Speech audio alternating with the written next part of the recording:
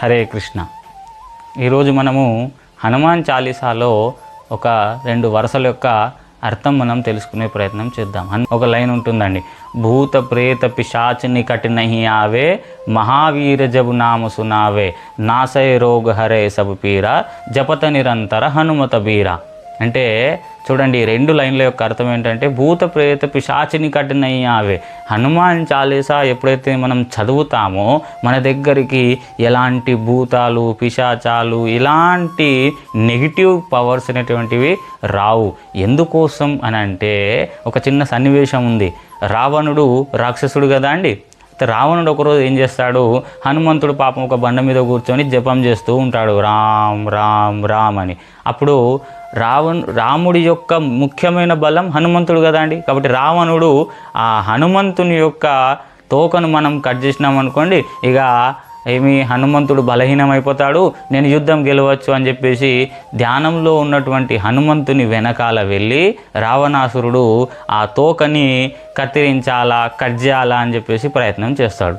అప్పుడు హనుమంతునికి కొద్దిగా మెలకు వస్తుంది ధ్యానం నుంచి. వెనకాల తిరిగి చూసేసరికి ఏం నడుస్తుంది, రావణాసురుడు తోకను కట్ చేసే ప్రయత్నం చేస్తున్నాడు. అప్పుడు హనుమంతుడు జై శ్రీరామని ఒక్క దూకు దూకి పూర్తిగా పైకి. అంతకుముందు ఈ కట్ చేయాలనుకున్న రావణాసురుడు ఆ తోకను పట్టుకొని కట్ చేస్తున్నాడు కదండి. ఇక హనుమంతుడు గాలిలో ఎగిరేసరికి ఆ తోకను గట్టిగా పట్టుకున్నాడు. హనుమంతునితో పాటు తన తోకతో పాటు రావణాసురుడు కూడా గాల్లోకి ఎగిరిపోయాడు. చూడండి, ఇంతకుముందు ఏమనుకున్నాడు, ఆ తోక కత్తిరిస్తే తెగిపోతే బాగుండు అనుకున్నాడు.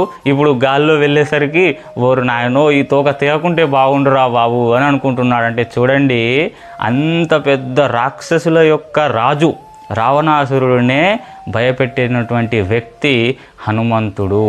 కాబట్టి భూత ప్రేత పిశాచిని కఠినయ్యి ఆవే, మహావీర జబు నామ సునావే అంటే మనం ఆయన నామం తీసుకుంటే సరిపోతుంది. అలాగే నాసయ రోగ హరే సబు పీరా, జపత నిరంతర హనుమత బీరా. ఎలాంటి రోగాలు మనకు రావు ఎప్పుడు హనుమంతుని యొక్క నామం మనం జపం చేస్తూ ఉంటే. అందుకే మన పెద్దవాళ్ళు చెప్తూ ఉంటారు, రోజు హనుమంతుని గుడికి పోవాలి, అక్కడ ఉన్నటువంటి అక్షంతల్ని మనము అక్కడ కింద పడ్డ బియ్యంని తినాలి అని చెప్పేసి. అందులో చాలా రకాల శక్తులు, ఒక్కొక్క మంత్రం చదువుతూ ఆ అక్షంతలు అక్కడ బియ్యాన్ని పెడతారు. కాబట్టి దాని యొక్క పవర్స్ మనకు వచ్చి మనం ఆరోగ్యంగా ఉంటాము. అందుకోసమే హనుమాన్ చాలీసా చదివి దాని భావం తెలుసుకునే ప్రయత్నం చేయండి. ప్రతి నిత్యము హనుమంతుని గుడికి యువతులు అందరూ వెళ్ళొచ్చండి.